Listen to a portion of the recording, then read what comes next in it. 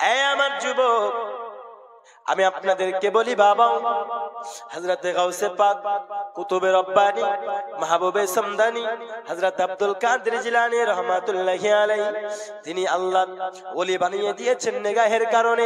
শুধু তাই নয় বাবা, এক সময় বাবাজি হযরত আব্দুল কাদের জিলানী আর কত অলৌকিক ঘটনা, কত রকম কেরামত তিনি দেখিয়েছেন বাবা, কত রকম আশ্চর্য ঘটনা তিনি দেখিয়েছেন। একজন মা জননী তার সন্তানকে আব্দুল কাদের জিলানীর কাছে পড়াতে রেখে গেল। বলতেছেন হুজুর, আমার ছেলেটাকে আপনি মানুষের মতো মানুষ করবেন, আমার ছেলেটাকে আপনি একটু আলিমে দিন বানাবেন, আমার ছেলেটাকে একটু আল্লাহওয়ালা বান্দা বানাবেন। আপনার আব্দুল কাদের জিলানী বলতেছি, ওগো আম্মা, তুমি কোনো চিন্তা করো না, তোমার সন্তানকে আমি আল্লাহওয়ালা বানিয়ে দেব, তোমার সন্তানকে আমি মাসলাকে, তোমার সন্তানকে আমি আলিমে দিন বানিয়ে দেব। আব্বাজি আমার হযরত আব্দুল কাদের জিলানীর কাছে রাখার পরে সেই মা জননী চলে গেল আপন বাড়িতে। একদিন, দুই দিন, তিন দিন করতে করতে বাবা, কোন মাদ্রাসা বা কোন মক্তবে যদি কোন মা জননীরা নিজের সন্তান রেখে যায়, 1 মাস 2 মাস পরে হলো দেখতে আসে কি আসে না? আসে না? দেখতে আসে। আমরা মাদ্রাসায় পড়েছি, আমাদের মা দেখতে এসেছেন, আমরা মাদ্রাসায় পড়েছি, আমাদের বাবা দেখতে এসেছেন, আমাদের আত্মীয় স্বজন দেখতে এসেছে। মা জননী বলে দেখে আসি না কেন, আমার ছেলেটা কেমন করে পড়াশোনা করতেছে, শরীরটা কেমন আছে, ভালো আছে নাকি মন্দ আছে। পড়াশোনা করার জন্য আব্দুল কাদের জিলানীর কাছে রেখে গেছেন দরদি। তিনি আপনার বাবা হঠাৎ করে আব্দুল কাদের জিলানীর কাছে আসার পরে দেখতেছেন ওই মা জননী দেখতেছে আব্দুল কাদের জিলানী রাহমাতুল্লাহি আলাইহি তিনি মোরগের গোশত দিয়ে জব, শুকনো জবের রুটি খাচ্ছেন, তিনি ভক্ষণ করতেছেন মোরগের গোশত দিয়ে রুটি। আর তিনার সন্তানকে দিয়েছেন শুকনো শুধুমাত্র জবের রুটি, মাংস দেয় নাই। মা জননীর মনে যেন কষ্ট পেয়েছে, হায় রে আল্লাহ, আমি এমন জায়গায় রেখে গেলাম, আব্দুল কাদের জিলানী মোরগের কত সুন্দর গোশত খায় আর আমার সন্তানকে শুকনো জবের রুটি দিয়েছে, আমার মনে কষ্ট পেয়েছে। তার কারণ মা জননীর মনটা এত নরম হয় বাবা, সন্তানের কষ্ট দেখে মা জননী কোন রকমে থাকতে পারে না। কোন মাদ্রাসা হোক, কোন মসজিদে হোক, কোন মক্তবে হোক না কেন বাবা, যদি কোনো কষ্টে থাকে, ভালো মন্দ খেতে না পায়, ওই মাদ্রাসার শিক্ষকদেরকে গিয়ে বলে, ওগো হুজুর, আমি আমার ছেলেটাকে রেখে গেলাম, কিন্তু আমার ছেলে সঠিকভাবে খেতে পাই না, আমি আমার ছেলে এইখানে রাখবো না, আমার ছেলে সঠিকভাবে পরিবেশন পাই না, আমি আমার ছেলে এইখানে রাখবো না। তার কারণ বাবা, পড়াশোনা দেখবে পরে, আগে মা দেখবে ছেলের সুস্থতা, তাই না? এখনকার মা জননীরা বলে কেন? কারণ মা জননীদের অন্তরে সন্তানের জন্য ওই ভালোবাসা রয়েছে, আছে না নাই? আছে। আরে বুকের মানিক যদি বিদেশেতে রয়, যাই না মাঝে বৈশাখা দে আমার মাই। জোরে বলুন সুবহানাল্লাহ। কান্না করে না? আরে বুকের মানিক যদি বিদেশেতে রয়, যাই না মাঝে বৈশাখা দে আমার মাই। আমার সুখের কালে মা দুঃখিনী মা, মা গো, আমার সুখের কালে, আমার সুখের কালে বুক ভাসিত নয়ন জল, কোথায় গেলে পাবো আমি এমন আপনজন, কোথায় গেলে পাবো আমি এমন আপনজন। আমার লাগা কাঁদলে মাগো, আমার লাগা কাঁদলে মাগো সারাটি জনম, কোথায় গেলে পাবো আমি এমন আপনজন। জোরে বলুন সুবহানাল্লাহ। এবার মাঝে আবারও মা জননীর অন্তরে খুবই কষ্ট পেয়েছি। হযরত আব্দুল কাদের জিলানীর কাছে যাওয়ার পরে বলতেছেন, হুজুর আপনার কাছে আমি আমার সন্তানটি রেখে গেছি, আপনার কাছে আমি আমার সন্তানটি শিক্ষা দেওয়ার জন্য রেখে গেছি। হুজুর গো, আমার সন্তানকে দেখতেছি আপনি কত সুন্দর মুরগের গোশত দিয়ে ভাত খাচ্ছেন, আপনি কত সুন্দর মুরগের গোশত খাচ্ছেন, আর আমার সন্তানকে দিয়েছেন শুকনো জবের রুটি। এটা আমার সহ্য হলো না। আমি মা জননী, আমার মনে বড় কষ্ট পেলাম। সঙ্গে সঙ্গে গাউসে পাক আমার মুরগের গোশত খাওয়ার পরে হাড্ডিগুলো যেই জায়গায় রেখেছেন, আপনার সঙ্গে সঙ্গে কুম্বে ইজনিল্লাহ বলে যখন বা কুম্বে ইজনি বলে যখন হযরত আব্দুল কাদের জিলানী রাহমাতুল্লাহি আলাইহি ওই মুরগের গোশতে আপনার হাড্ডিতে হাত বুলিয়ে দিয়েছে। যেই মুরগ হযরত আব্দুল কাদের জিলানী রাহমাতুল্লাহি আলাইহি খেয়েছিল বাবা, ওই মুরগি সঙ্গে সঙ্গে ফড়ফড় করতে করতে যেন উড়ে আবার চলে যায়। আব্দুল কাদের জিলানী বলতেছে, মা তোমার সন্তান যেদিন মোরগকে মোরগ জীবিত করতে পারবে, সেই দিন মোরগের গোশত খাবে, তার আগে শুকনো জবের রুটি তার জন্য ভালো, তাই না? তার জন্য ভালো। একবার মহাব্বতে দরুদ আল্লাহুম্মা সাল্লি সাইয়্যিদিনা মাওলানা মুহাম্মদ ওয়া আলা আলি সাইয়্যিদিনা মাওলানা মুহাম্মদ সাল্লাল্লাহু আলা মুহাম্মাদিন সাল্লাল্লাহু আলা মুহাম্মদ। हरदम जबान से निकलो पाक नबी मोहम्मद, हरदम ज़बान से निकलो शफीअना মুহাম্মদ সাল্লাল্লাহু আলাইহি ওয়াসাল্লাম।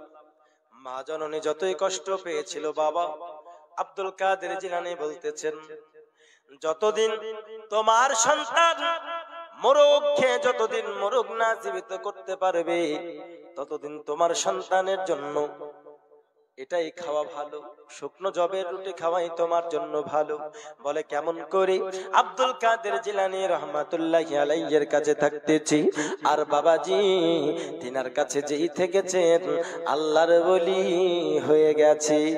সুবহানাল্লাহ সুবহানাল্লাহ। এই আমার যুবক, আমি তোমাদেরকে বলতে চাই, হযরত আব্দুল কাদের জিলানীর কাছে যে সন্তানকে পড়তে দিয়েছিল মা, ওই সন্তান তার কষ্ট দেখে মায়ের কলেজাটা কত ফেটে গিয়েছিল। আজকালকার আমাদের মা জননীরা শিক্ষাটা পরে দেখে, আগে দেখে খাওয়া দাওয়া। ইলম হাসিল করতে হলে, তালিম হাসিল করতে হলে মাদ্রাসায় যারা পড়াশোনা করে বাবা, খাবার কতটা কষ্টের হয়, হয় না? যারা মাদ্রাসায় পড়েছে তারাই বুঝবে খাওয়া কত কষ্টের হয়, আর খাওয়া কত আপনার দুঃখের হবে। আপনার এমন ডাল রান্না করে, এত স্পেশাল ভাবে রান্না করে বাবা, গামছা পরে নামতে হবে, বুঝলেন? যদি একটা দানা পাওয়া যায় ডালের মধ্যে, তো গামছা পরে নামতে হবে আপনার ডালের মধ্যে। আমাদের মুর্শিদাবাদের মাদ্রাসাগুলোতে তাও খাবারের মানে পরিস্থিতি অনেক ভালো, তাই না গো? অনেক ভালো। বাইরের এলাকায় যখন যাবেন আপনি, মাদ্রাসার বোর্ডিং এর খাবার বুঝতে পাচ্ছেন এমন স্পেশাল। যদি কপি হয়ে গেল তো 5 টাকা পিস, বুঝলেন? কপি 2 টাকা পিস কপি, ওই এক মাস ধরে কপি হয়ে গেল। যখন আলু সস্তা হয়ে গেল, তো আলু তো এমন তরকারি, মানে কি ওকে সবার সঙ্গে দেওয়া যাবে নাকি? ওই যে 12 মিশালি তরকারি আলু। তো যখন যেটা হলো হয়ে গেল, আর ডাল তো থাকবে মাস্ট, ডাল। আর ডাল যদি আপনার 1 ধামা ডাল হয়, হয়তো 100 গ্রাম থাকবে, 100 গ্রাম ডাল থাকবে। মানে বললাম গামছা পরে নামতে হয়। যদি একটা দানা পাওয়া যায় তো বলবেন আলহামদুলিল্লাহ, আজকে আমি একটা দানা পেয়েছি। বহিরাগত দিক দিয়ে এরকম হয়। এখনকার তো আবার আপনার মা বাপদেরকে যদি ফোন করে, মা খাবারের খুব কষ্ট, মাসে 5000 টাকা খরচ হবে শুধু খাতে, বাপ থেকে 5000 টাকা তোকে 6000 টাকা পাঠাচ্ছে, তুই গুবি খা আর ভালো করে পড়াশোনা কর। এদিকে ছেলে আবার এমন মানে ভালো, বুঝলেন? আসলে মাদ্রাসার খাবারই খাচ্ছে, 5000 টাকা দিয়ে বাউন্ডারি মেরে বেড়াচ্ছে। এইরকম দুষ্টুমি হয়, বুঝলেন? তো মা বোনেদের অন্তরটা তাদের এতই নরম আর এতই তাদের দয়ালের শরীর, দয়ার শরীর। কেন? কারণ এরা হচ্ছে হযরতে হাওয়া জাত মহিলা, এরা হচ্ছে হাওয়া জাত। আর হযরতে হাওয়া আলাইহিস সালাম, হযরতে আদম আলাইহিস সালামের স্ত্রী হাওয়া আলাইহিস সালাম, তিনাকে আদম আলাইহিস সালামের বাম পাজরার হাড় দিয়ে তৈরি করা হয়েছিল, তাই না? হয়েছে। আর কেন তাদের মনটা নরম কি করে বুঝলেন, কি করে বুঝতে পারলেন? তো শয়তান, আল্লাহ পাক আল্লাহ তাআলা যখন হযরতে হাওয়া এবং আদম আলাইহিস সালামকে বলেছিলেন যে তোমরা ওই গাছের কাছে যাবে না, তাই না? ওই গাছের কাছে তোমরা যাবে না, হযরত আদম আলাইহিস সালাম এবং হাওয়া আলাইহিস সালামকে শয়তান যেন ওয়াসওয়াসা দিতে সক্ষম হয়ে গেল এবং নিয়ে চলে আসলো গাছের কাছে। গাছের কাছে আসার পরে হাওয়া আলাইহিস সালামকে এবং আদম আলাইহিস সালামকে যখন খেতে বলেন বাবা, সঙ্গে সঙ্গে আদম আলাইহিস সালাম দৌড়ে পালিয়ে গেল জান্নাতের ভিতরে। জোরে বলুন সুবহানাল্লাহ। বলে কেন? কারণ যেই গাছে আমার আল্লাহ আসতে নিষেধ করেছেন, যেই গাছের ফল আমার আল্লাহ খেতে নিষেধ করেছেন, ওই গাছের ফল আমি আদম খাবো না, ওই গাছের কাছে আমি আসবো না। তাই আমি আদম দৌড়ে চলে গেল জান্নাতের ভিতরে। হাওয়া আলাইহিস সালামকে শয়তান এমন মুরব্বির লেবাস ধরে হাওয়া আলাইহিস সালামকে বলতেছেন, হাওয়া আপনি কি জানেন আল্লাহ আপনাদেরকে এই গাছের নিকটে কেন আসতে নিষেধ করেছে আর এই গাছের ফল খেতে কেন নিষেধ করেছে? কাকে জিজ্ঞেস করছে? হাওয়া আলাইহিস সালাম, বুঝলেন? হাওয়া আলাইহিস সালামকে জিজ্ঞাসা করতেছি। হাওয়া আলাইহিস সালাম বলছে জানি না। আর শয়তান এমন লেবাস ধরে এমন পোশাক পরে এসেছেন, শয়তান এতই সুন্দর পোশাক পরে এসেছে মনে হবে বিরাট বড় আল্লামা, বিরাট বড় মুহাদ্দিসে কবির, বুঝলেন? মানে ওর কথাটাই সঠিক হবে এমন ব্যক্তি। এইরকম হচ্ছে অবস্থা। হাওয়া আলাইহিস সালাম যখন বলতেছেন বলুন আল্লাহ কেন খেতে নিষেধ করেছেন, শয়তান তখন বলতেছে হাওয়া গো, তোমরা যদি এই গন্ধম গাছের ফল তোমরা খেয়ে নাও তবে তুমি এবং আদম আলাইহিস সালাম তোমরা চিরস্থায়ী জান্নাতে থেকে যাবে, বুঝলেন? চিরস্থায়ী জান্নাতে থেকে যাবে, জান্নাত থেকে আর বেরোতে পারবে না। আর আল্লাহ এটা চায় না যে তোমরা জান্নাতে থাকো, একে অপরের সঙ্গে সব সময় চিরস্থায়ী থাকো, আল্লাহ চায় না। তার জন্য তোমাদেরকে আসতে নিষেধ করেছে, এই গাছের ফল খেতে নিষেধ করেছে। কথা বুঝতে পারলে? সম্পূর্ণ উল্টো বলছে। বলছে গাছের ফল যদি তোমরা খাও তোমরা চিরস্থায়ী জান্নাতে থেকে যাবে, কিন্তু আল্লাহ গাছের ফল খেতে নিষেধ করেছে, গাছের কাছে যেতে নিষেধ করেছে, তাই না? আর মায়েদের মনটা হলো নরম, নরম না? মায়েদের মনটা হলো নরম বাবাজি। যদি বলে 3000 টাকা লটারি, টিভি পাওয়া যাবে, ফ্রিজ পাওয়া যাবে, আর কি পাওয়া যাবে, ফ্যান পাওয়া যাবে, তাই না? ও লোভ ধরিয়ে দেখা যায় যে 3000 টাকা দিয়ে লটারি কাটলে 5000 টাকার জিনিস বাঁধবেই, 5000 টাকার জিনিস বাঁধবেই। ওর ঘরে যদি টাকা নাও থাকে, বুঝলেন, ওর ঘরে যদি টাকা নাও থাকে, ওর স্বামীর প্রতি অত্যাচার করে টাকা নেবে। মানে কেন? কারণ শুনেছে 5000 টাকার জিনিস পাওয়া যাবে, বুঝলেন? 5000 টাকার জিনিস পাওয়া যাবে, লটারির দাম হচ্ছে 3000। স্বামীতে বলছে বাবা গো, হ্যাঁ গো, টাকা না, একটু এখন নিও না, লটারি বাটারি কাটনার গুলো ঠকে যাবা, ঠকে যাবা, টাকা নিও না। আমি টাকা চাইলে তোমার কাছে টাকা থাকে না, আমি টাকা চাইলেই তোমার কাছে টাকা থাকে না, তোমার সঙ্গে বিয়ে করে আমার জীবনটা শেষ হয়ে গেল, বলে না? এই হচ্ছে অবস্থা আব্বাজি আমার। তো যাই হোক, মায়েদের মন নরম হয়। এই নরম মনের মেয়েদেরকে হাজবেন্ডরা যদি আগলে রাখতে পারে, তাদের মতো সুখী আর কেউ হতে পারে না। জোরে বলুন সুবহানাল্লাহ। কারণ যেই সংসারে স্বামী স্ত্রীর মহব্বত থাকে, সেই সংসারে আল্লাহর খাস রহমত থাকে। হাওয়া আলাইহিস সালামকে বলতেছেন, হাওয়া গো, তুমি আদম এবং তুমি চিরস্থায়ী যেন জান্নাতে না থাকতে পারো, তার জন্য তোমাদেরকে এইখানে আসতে নিষেধ করেছি। হাওয়া আলাইহিস সালামের মনটা যেন গলে গেল এবং তিনার মনটা যেন রাজি হয়ে গেল, আমরা এই গাছের ফল খাবো। আমি আদম আলাইহিস সালামকে গাছের ফল খাওয়াবো, আর আমি আমার আদম আলাইহিস সালামের সঙ্গে চিরস্থায়ী জান্নাতের মধ্যে থাকবো। এ আমার যুবক, হাওয়া আলাইহিস সালাম ওই গন্ধম গাছের ফল নিয়ে গিয়ে তিনি নিজে খেয়েছেন এবং আদম আলাইহিস সালামকে খাওয়িয়েছেন। আদম আলাইহিস সালাম তিনি জানতেন না হাওয়া আমাকে গন্ধম গাছের ফল খাওয়াচ্ছে। হাওয়া আলাইহিস সালাম তিনি মনে মনে চিন্তা করেছেন এই গন্ধম গাছের ফল খেলে হয়তো আমরা চিরস্থায়ী জান্নাতি হয়ে যাব। বাবা রে, সঙ্গে সঙ্গে বাবা হাওয়া আলাইহিস সালাম ফল খেয়েছে।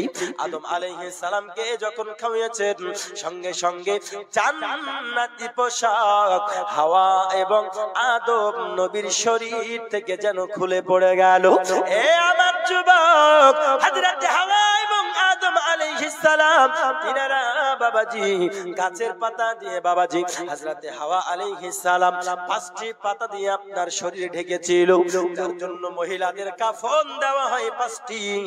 আর হাওয়া আদম আলাইহিস সালাম 3টে গাছের 3টে পাতা দিয়ে আপনার গোপনাঙ্গ ঢেকেছিল, যার জন্য পুরুষদেরকে কাফন দেওয়া হয় 3টে। দুনিয়ার জমিনে যখন নামিয়ে দিল, দুইজনকে দুই জায়গায় নামিয়ে দিল, হাওয়া আলাইহিস সালাম বলতেছেন হায় হায় আমি কি ভুল করেছি, আমি কি ভুল করলাম। ওই শয়তান আমায় ওয়াসওয়াসা দিয়ে দিয়েছে, আমায় মিথ্যা কথা বলেছে, আমাকে বলেছে চিরস্থায়ী জান্নাতে থাকবে, কিন্তু আমি দেখতেছি আমি গন্ধম গাছের ফল খাওয়ার কারণে আমার জান্নাতে থাকা নয়, জান্নাত থেকে আমাদেরকে বিতাড়িত করা হবে, জান্নাত থেকে বহিষ্কার করা হবে। দুইজন দুই জায়গায় নেমে গেছে রে যুবক। হাওয়া এবং আদম আলাইহিস সালাম কান্না করতেছে। এ বাবা যে আমার সোনা মানিকেরাও বছর নয়নে কান্না করতেছে। 300 350 থেকে 350 বছর ধরে কান্না করেছি। হাওয়া এবং আদম নবী তিনি আপনার এত কান্না করেছে, এত কান্না করেছে বাবা, তিনার যেন চোখের কোনা দিয়ে দাগ হয়ে গেছে। আল্লাহর কাছে কত দোয়া করেছে, মাবুদ তুমি আমায় ক্ষমা করে দাও, তুমি আমার দোয়া কবুল করে নাও এবং হাওয়ার সঙ্গে আমার মোলাকাত করিয়ে দাও, তুমি আমার দোয়া কবুল করে নাও। এ বাবাজি আমার 350 বছর ধরে আদম আলাইহিস সালাম আল্লাহর কাছে দোয়া করেছেন, কিন্তু আল্লাহ দোয়া কবুল করে নাই। আদম নবী হঠাৎ যেন তিনার স্মরণে আসলেন, হঠাৎ যেন তিনার স্মরণে আসলো বাবা। আদম নবী যখন আল্লাহ তাকে জান্নাতের ভিতরে প্রবেশ করতে বললেন, সঙ্গে সঙ্গে তিনার মনে পড়ে গেছে আল্লাহ যখন আমাকে জান্নাতের ভিতরে প্রবেশ করতে বলেছিল, আমি জান্নাতের চৌকাঠে দেখেছিলাম লা ইলাহা ইল্লাল্লাহ, আল্লাহর নাম, আর আল্লাহর নামের পাশে একটি নাম দেখেছি মুহাম্মাদুর রাসূলুল্লাহ। কি নাম? মুহাম্মাদুর রাসূলুল্লাহ। আদম নবী চিন্তা করতেছে, আমি যদি আল্লাহর মাহবুব সর্বপ্রথম বান্দা হতাম আল্লাহর, তাহলে আল্লাহর নামের পাশে আমি আদম নবীর নাম থাকতো। যেই নাম আল্লাহর নামের পাশে থাকতে পারে ওই নাম সাধারণ কোন নাম হবে না, ওই নাম আল্লাহর সব থেকে প্রিয় নাম। যাকে আল্লাহ সব থেকে বেশি ভালোবাসেন তার নাম লিখে রাখবে বাবা। পৃথিবীর জমিনে কোন ছেলে যদি কোনো মেয়েকে ভালোবাসে, কোন মেয়ে যদি কোনো ছেলেকে ভালোবাসে, হাতে বলুন, মাথায় বলুন, পিঠে বলুন, গায়ে বলুন, পায়ে বলুন, এই জায়গাতে নাম লিখে ট্যাটু বানায়, বানায় না? বলে কি নাম লিখে দিল বুঝলেন, A+B বা A+T বা M+N, আই লাভ হিয়ার, আমি তাকে ভালোবাসি, নাম লিখে দিয়েছি। কেউ কেউ আবার এখানে এখানে লিখবে বুকে, বুকের কাছে লিখবে। কেন? তোমার স্থান আমার বুকে গো, তুমি সবসময় আমার বুকেই থাকবে। যখন ঠাপি অন্য জায়গাতে বিয়ে দিয়ে দিবে ওর বাপ, তখন বুঝবে বুক থেকে কি করে হটাবে, তাই না? বাবাজি আমার তো যাই হোক, এরকম ট্যাটু বানায় না গো। তো যে যাকে সব থেকে বেশি ভালোবাসে তার নামের পাশে তার গোটা নাম না হলেও সর্বপ্রথম তার প্রথম যেই বানান, প্রথম যে অক্ষরটা আছে ওই অক্ষরটার নামের পাশে প্লাস লাগিয়ে দেয়, তাই না? প্লাস লাগিয়ে দেয়। কিন্তু বেশিরভাগ প্লাস লাগানো ছেলে মেয়েগুলো এবার মাইনাস হয়ে যায়। হয় না? মাইনাস হয়ে যায় কেন? খলাকনাকুম আজওয়াজা, আল্লাহ সবাইকে জোড়া জোড়া বানিয়েছে। যার কপালে যেটা আছে, যার ভাগ্যে যেই নারী আছে, যেই নারীর ভাগ্যে যেই ছেলে আছে, আল্লাহ পাক আল্লাহ তাআলা তার ভাগ্যে সেটাই জোটাবে। তুমি যতই পছন্দ করো, যতই তুমি লাভ করো, যতই তুমি পছন্দ করো না কেন, তোমার কপালে যদি সে না থাকে তুমি হাজার চেষ্টা করেও পাবে, যারা বলুন পাবে, পাবে না। কেন? কারণ আল্লাহর একটি বিধান আছে না নাই? আছে। আল্লাহর বিধানের কেউ অন্যদিকে যেতে পারবে না। তো যাই হোক, এখানে ওখানে যেখানে সেখানে ট্যাটু লাগাই, কারণ পৃথিবীর এমন ভালোবাসা, এমন ভালোবাসা, যেই ভালোবাসার জন্য বলে গলায় দড়ি দিয়ে দিচ্ছে। কেউ সুইসাইড করতেছে, কেউ বিষপান করতেছে, কেউ বাড়ি ঘর থুয়ে পালিয়ে যাচ্ছে, সোনা গহনা নিয়ে ওই ছেলের সঙ্গে কেউ পালিয়ে যাচ্ছে। বাবা, পৃথিবীর জমিনে এই ভালোবাসা যদি এরকম পাওয়ার হয় রে দরদি, আমার আল্লাহ পাক আল্লাহ তাআলা আর আমার নবীর মুহাব্বতের মধ্যে কেমন গভীরতা থাকবে চিন্তা করুন। আমার আল্লাহ আমার নবীকে কত ভালোবেসেছে, যার কারণে যেইখানে দেখি জান্নাতে প্রতিটা জায়গায় আল্লাহর নামের পাশে আমার নবীর নাম, বেহেশতের পাতায় পাতায় লতায় লতায় নবীর নাম, আর সে আল্লাহর নামের পাশে নূর নবীর মনোকাম, নূর নবীর মনোকাম। আল্লাহ বেহেশত বানালেন নবীকে চেনাতে, আল্লাহ হাসর করিবেন নবীর শান বোঝাতে, হাসর করিবেন নবীর শান বোঝাতে, হাসর করিবেন নবীর শান বোঝাতে। আল্লাহুম্মা সাল্লি সাইয়্যিদানা মাওলানা মুহাম্মাদ ওয়া আলা আলি সাইয়্যিদিনা মাওলানা মুহাম্মাদ ওয়া আলা আলি সাইয়্যিদিনা মাওলানা মুহাম্মাদ সাল্লাল্লাহু তাআলা আলাইহি ওয়াসাল্লাম। যেই জায়গায় দেখেছেন সেই জায়গায় আল্লাহর নামের পাশে নবীর নাম। আজানে শুনেছি আল্লাহর নবীর পাশে নবীর নাম আছে না নাই? আর জোরে বলুন আছে না নাই?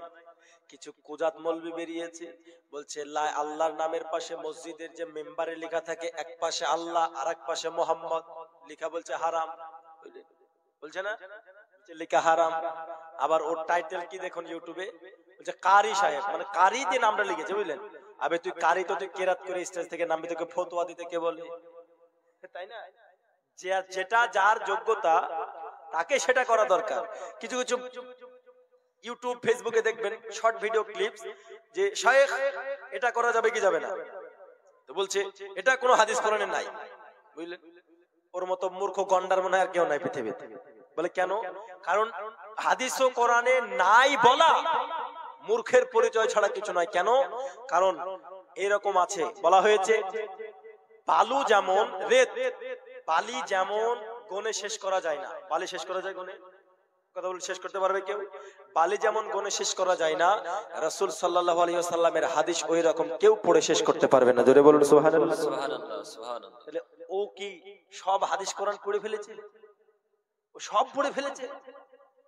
যদি সুস্থ মস্তিষ্কের মানুষ হয়, যদি কেউ প্রশ্ন করে, ও এটা বলতে পারে যে আমার শ্রাদ্ধ মতো আমার জানা নেই, তাই না? এটা একটা বুদ্ধিমানের উত্তর হলো। কিন্তু বলছে না হাদিস কোরআনে নাই। ওর মতো মূর্খ আছে কে? হাদিস কোরআনে নাই। যার টাইটেল হচ্ছে কারি, স্টেজে উঠে মারছে ফতোয়া, বুঝলেন?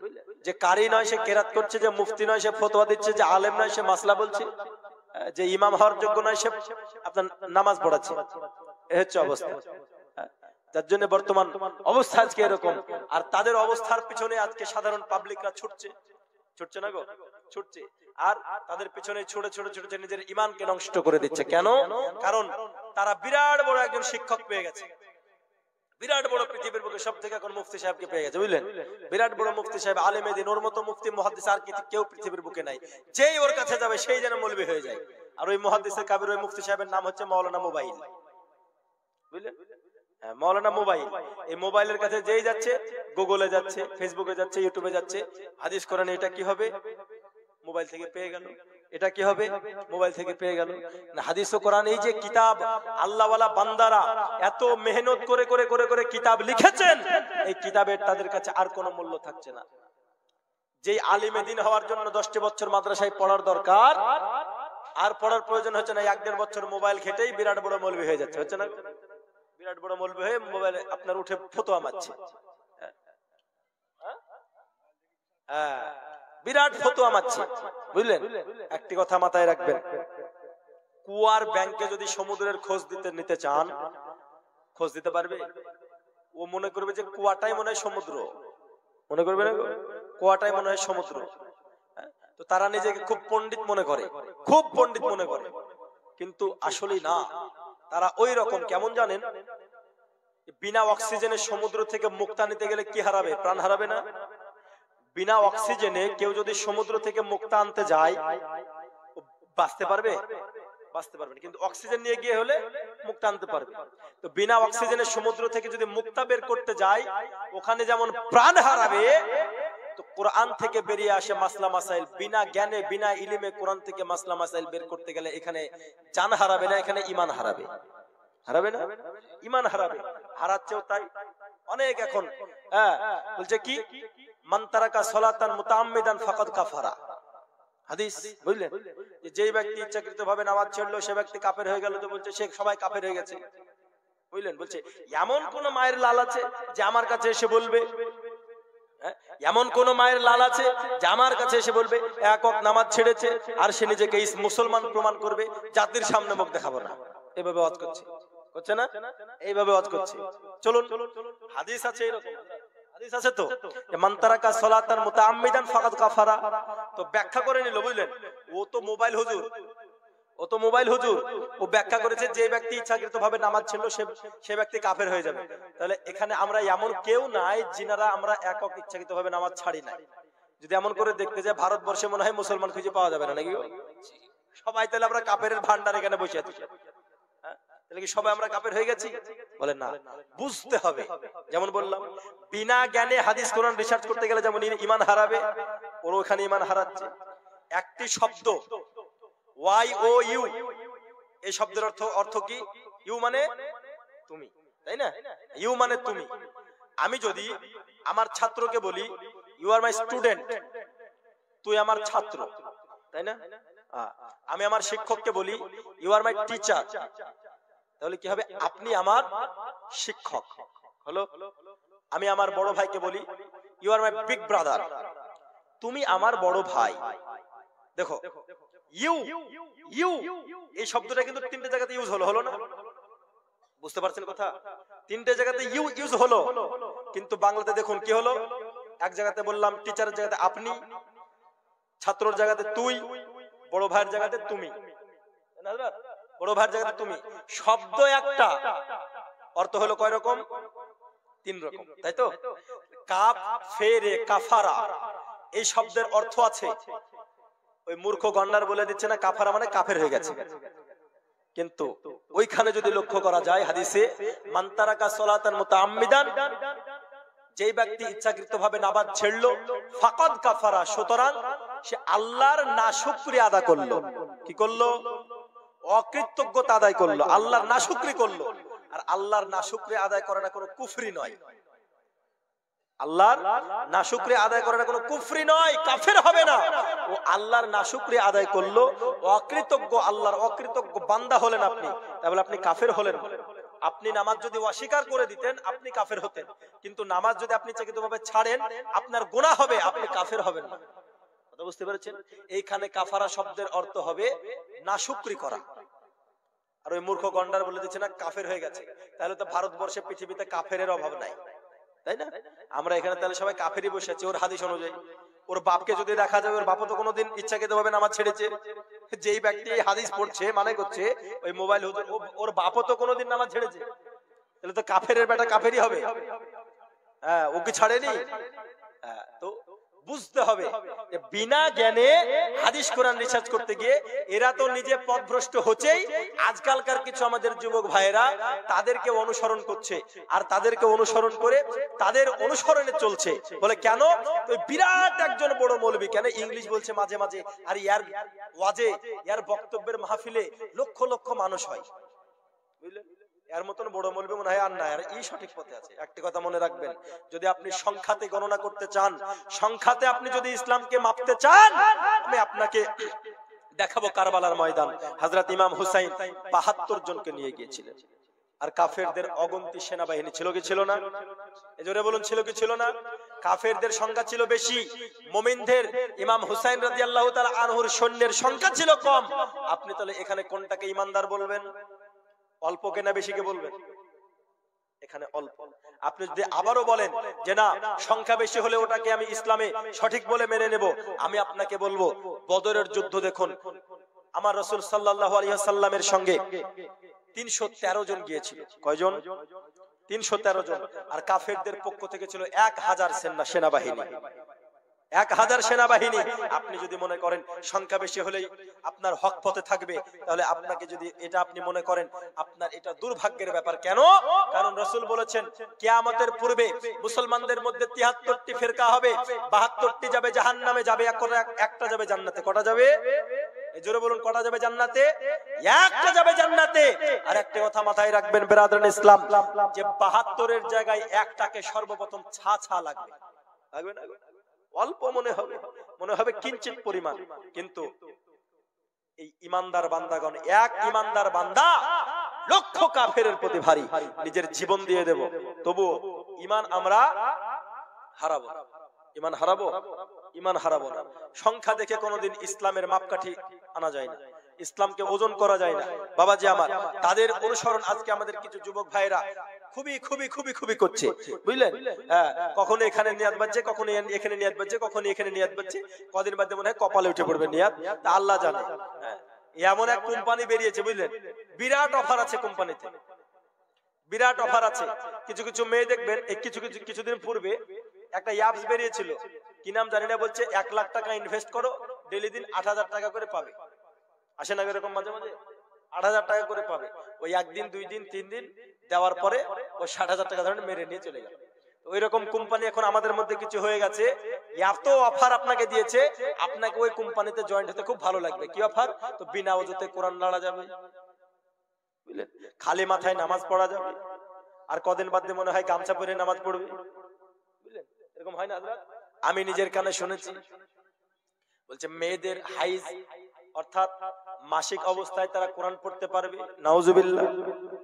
বেতের নামাজ কমে গেছে, সুন্নাত ছেড়ে দিচ্ছে, তারাবিও ছেড়ে দিচ্ছে, কমতে কমতে কমতে কমতে, বুঝলেন, এতই কমে গেছে, কদিন বাদে মনে হয় এরা মানে সবই ছেড়ে দেবে এবং ওই কোম্পানির মতো এরাও পালিয়ে যাবে।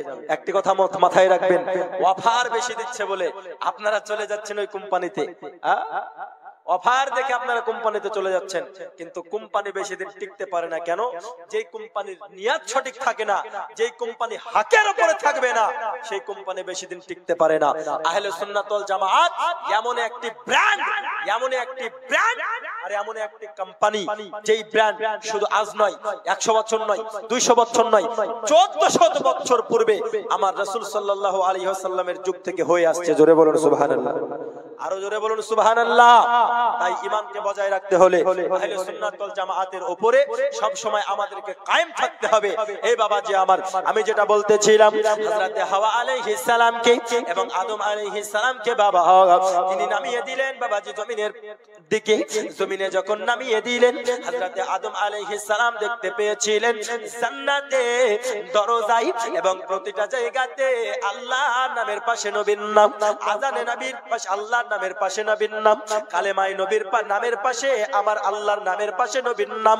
যারা বলে আল্লাহর নামের পাশে নবীর নাম লাগানো বেদাত, যারা বলে হারাম, তাদেরকে আযান থেকে নবীর নাম আলাদা করতে হবে, তাদেরকে কালেমা থেকে নবীর নাম আলাদা করতে হবে, তাদেরকে নামাজ থেকে নবীর নাম আলাদা